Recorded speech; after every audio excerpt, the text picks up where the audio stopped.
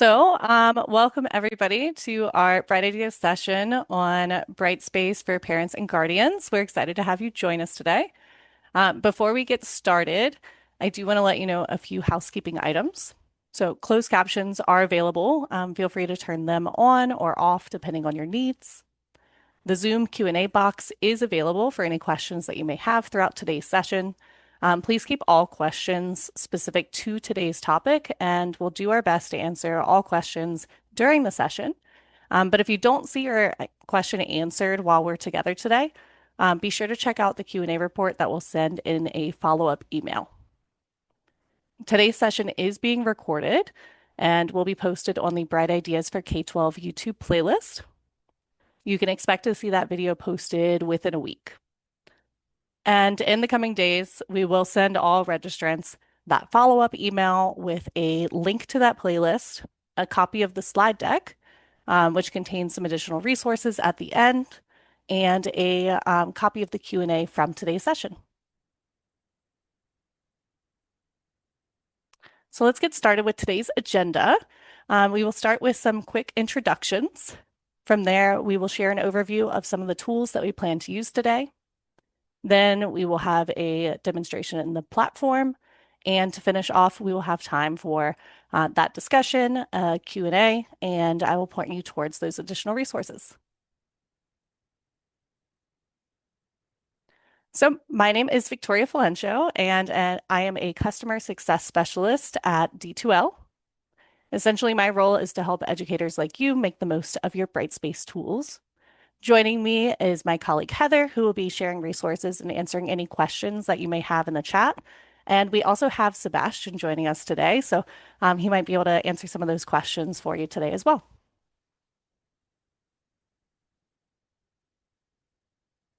And before we get too far, let's align on some quick terms. So D2L is the company that Heather, Sebastian, and I work for. Brightspace is the product that we make, which is a learning management system. And depending on where you work, you might call your Brightspace instance something different like the VLE or iLearn NYC. And although your learning management system might go by, might go by a different name, as long as you're here, then they likely refer to Brightspace.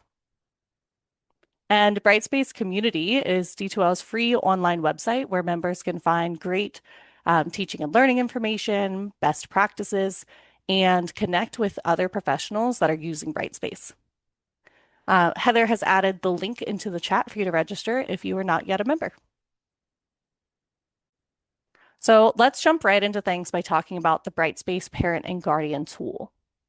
Brightspace Parent and Guardian, for those who aren't familiar, allows authorized parents and guardians to log into their school's Brightspace to see what their children are working on, what's on the schedule, and the latest news from the classroom.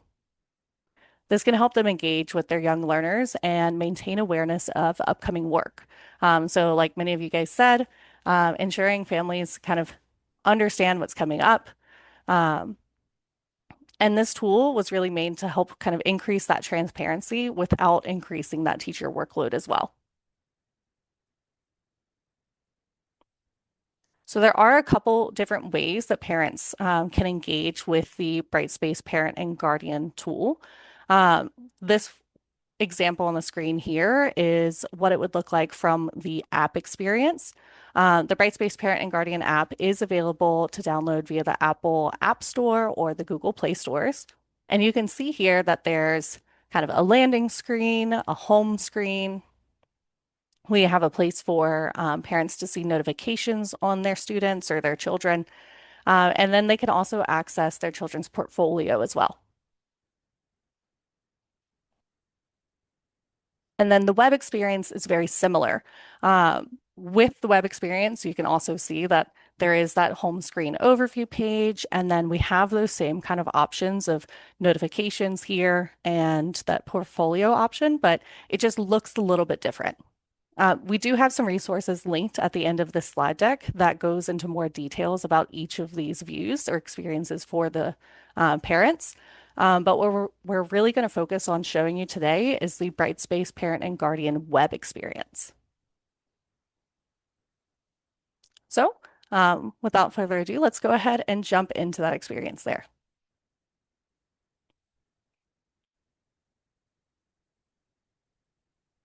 So right now I'm logged into my school homepage, and I'd like to go into a classroom, and feel free to follow along if you have your Brightspace environment pulled up.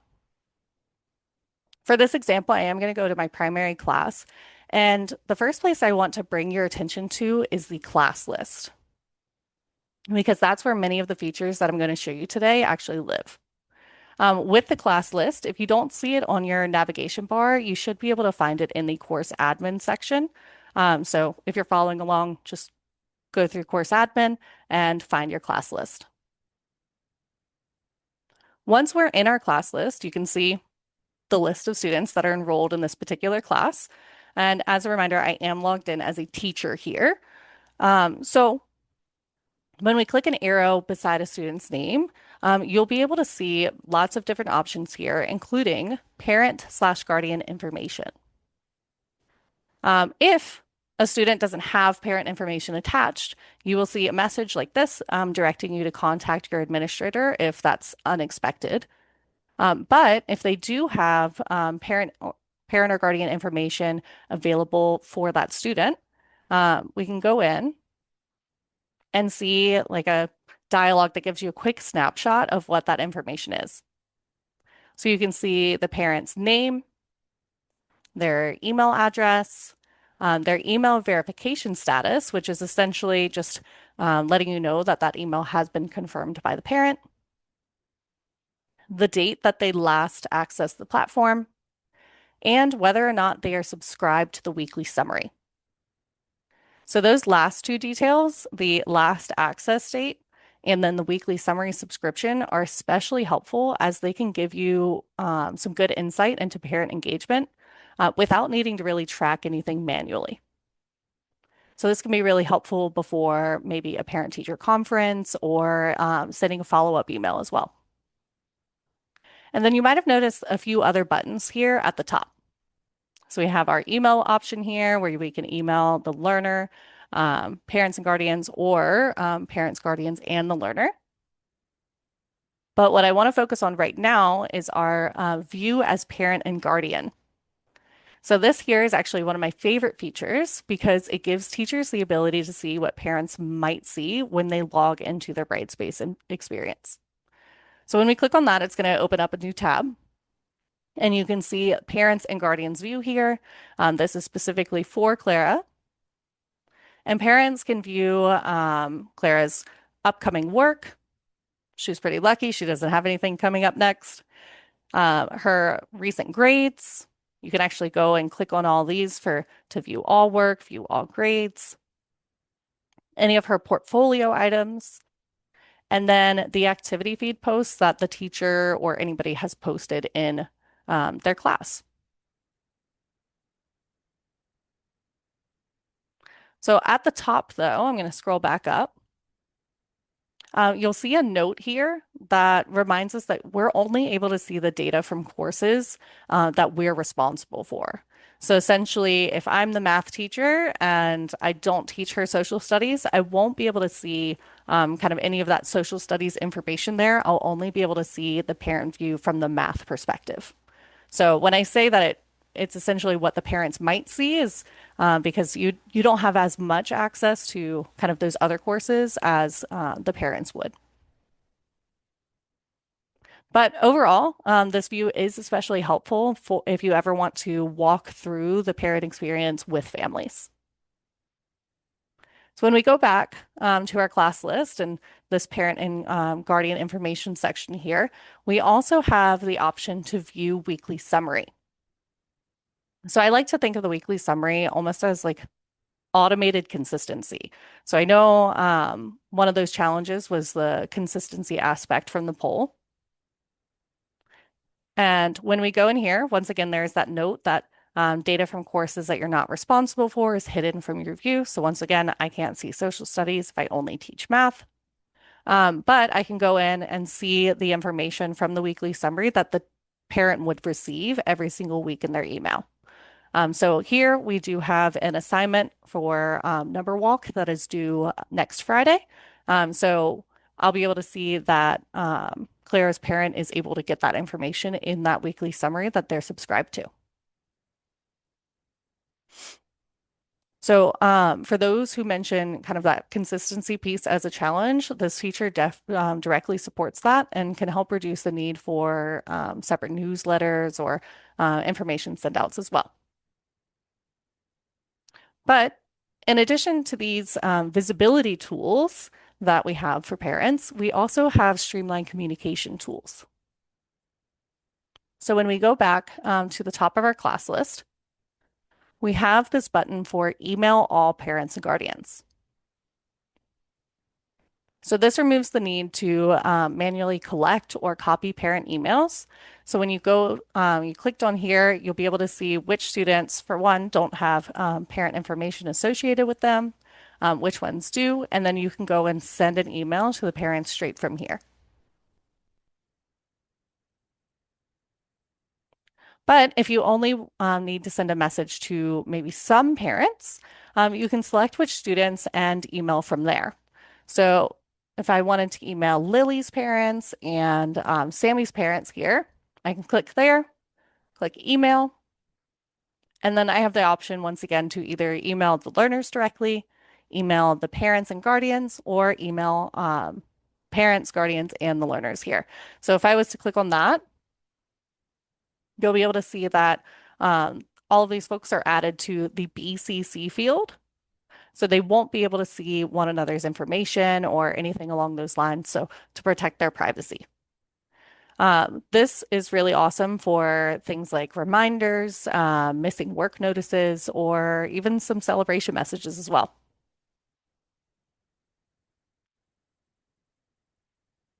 And as you likely noticed, when I clicked on the little drop down button beside someone's name, we also have the email parents guardians button here as well.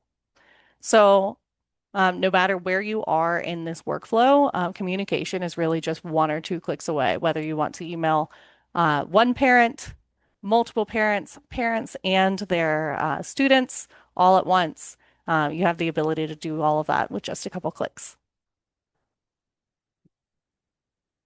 So this is where we are with the classless space.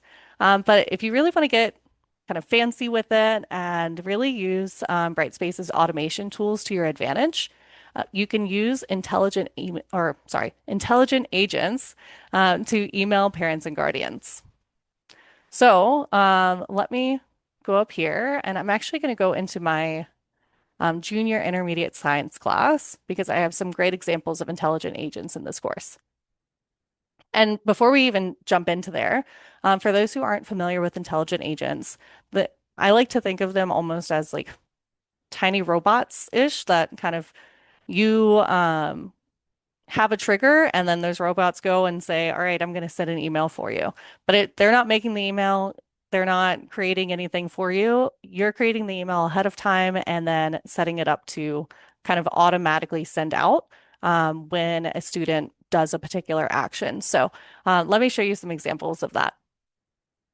So I'm going to go into my course admin tool and jump into intelligent agents. And you can see I have a number of intelligent agents in this particular course. So we have a congratulations on a job well done.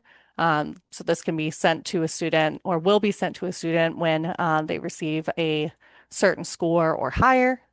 We have a welcome intelligent agent. So that's initiated when a student logs into the course for the first time. So you can have intelligent agents for all sorts of things. And I'm going to try not to jump too deep into that topic because we actually have a session coming up in April specifically on intelligent agents and release conditions. So if you're curious and not familiar, or if you just want to learn more, definitely come join us in April for that.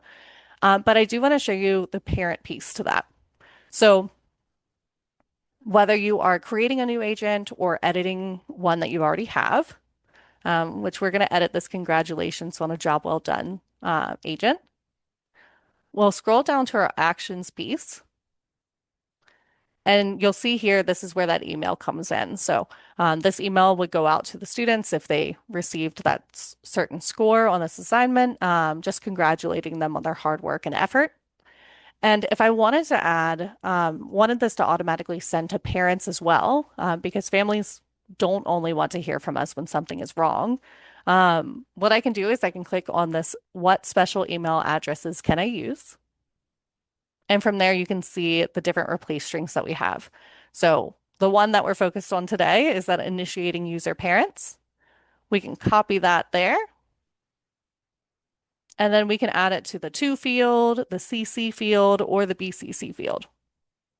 And so essentially, if Clara, who we were using before, if Clara did really well on this assignment, once she did well on this, it would trigger this intelligent agents to then send an email to her as well as her parents. And I do recommend you can have it on BCC, you can put them in CC or the two, but for something like congratulatory messages, I definitely say would lean on the side of letting that student know that you shared that with their parents or guardians. It really helps them develop that sense of pride and accomplishment in their work.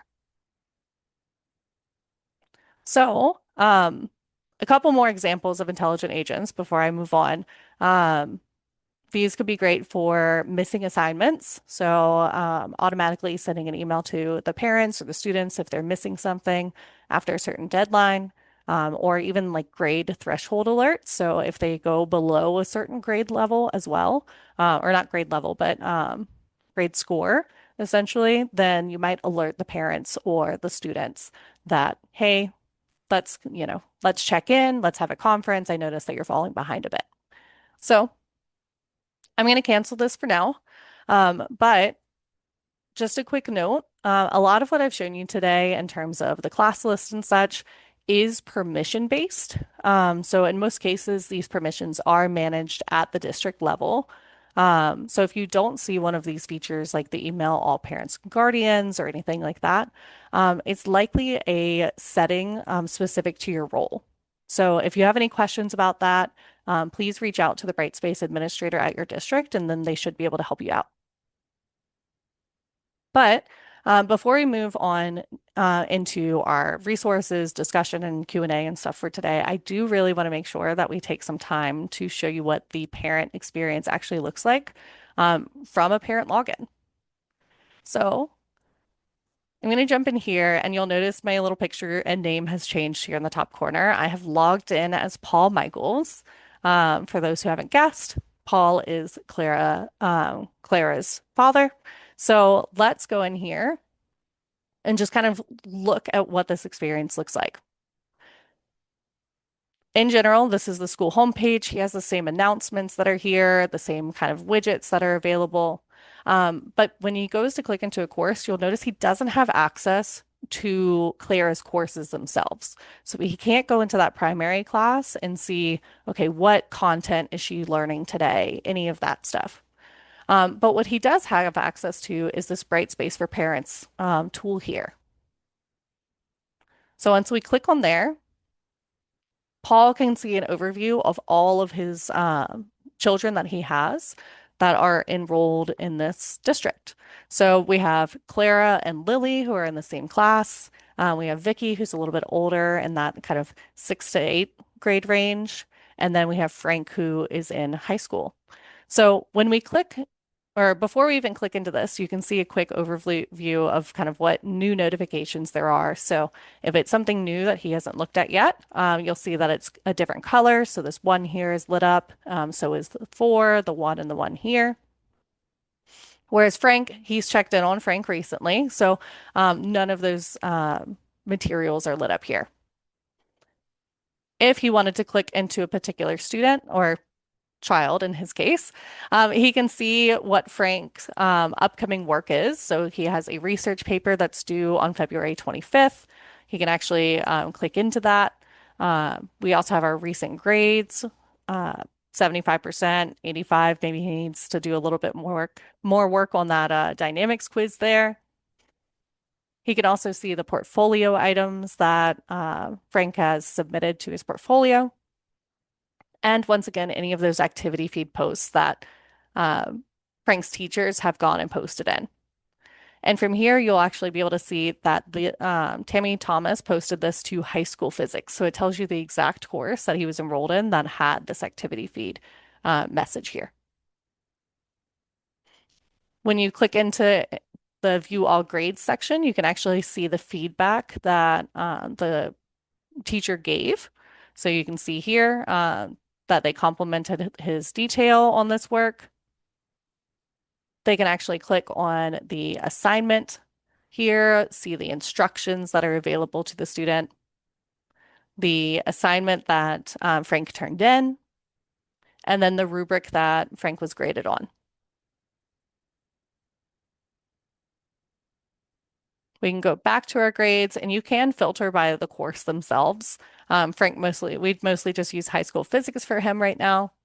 But when we go into view all work, these are his upcoming assignments, and you can actually click on the assignment itself again. And this looks just like the graded section where you can see the instructions, the template, the rubric that he's being graded on, and see any of those learning outcomes that he might be assessed on. But say Paul wants to look at Vicky's information. He doesn't have to go back to that overview page. He can actually just click on this drop-down button here and click on Vicky Michaels. And once again, we can see all of that information here. So Tammy teaches a lot of classes. So these are her messages and pinned activity feed posts for the junior intermediate science course. We can see that she's added videos and such here. But then once again, you can see kind of the grades too. So this particular teacher, she has a different grading scale for this course. And you can go in, see the feedback, see the assignment itself, and really get an idea of kind of how they did on the particular assignment. And before we move into the resources and such, I do want to show you guys the portfolio space. So when we go into view portfolio, you'll see the different courses that they're enrolled in and be able to see which portfolio pieces have feedback, which ones have been categorized and everything. And so you can see the teacher's feedback here. You can see how she graded against the particular rubric and the learning outcomes that she was assessed against. So all of this is visible from the parent perspective. But once again, Paul can't go in and see the specific content that is there.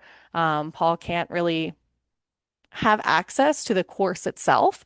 It's really only these, let me go back to our dashboard, the work to do. So there's accessible activities like assignments, discussions, and quizzes.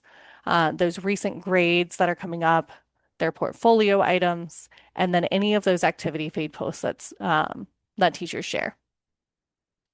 And one quick note about those activity feed posts. I know that with activity feed, you can have the option for students to go in and actually comment on those posts as well.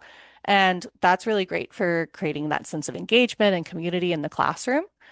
But the parents can't actually go in and see those comments. So as you see here, Tammy Thomas on the 29th of January posted this video here and the activity feed post. But what I'm going to do is I'm going to show you, go back to my teacher space, go to that course homepage, and you'll see here that within my teacher environment, I can actually see Vicky did comment on this. Aaron also commented on this, but for that privacy piece, Paul, as the parent, cannot see that kind of engagement to protect the student's privacy. So if you were concerned about any of that, you don't have to be concerned about those things, and you can still have that sense of engagement within your classroom, but kind of keep it private there. So with that, I'm going to go ahead and jump back into our slides and share kind of our end of session feedback. So we would love to hear from you guys. We appreciate your feedback on any of the sessions that we've had in the past. We definitely take your feedback into consideration to change or like adjust our upcoming sessions to better meet your needs. So to participate, you can either scan the QR code that you see on the screen there, or use the link that Heather has sent in the chat.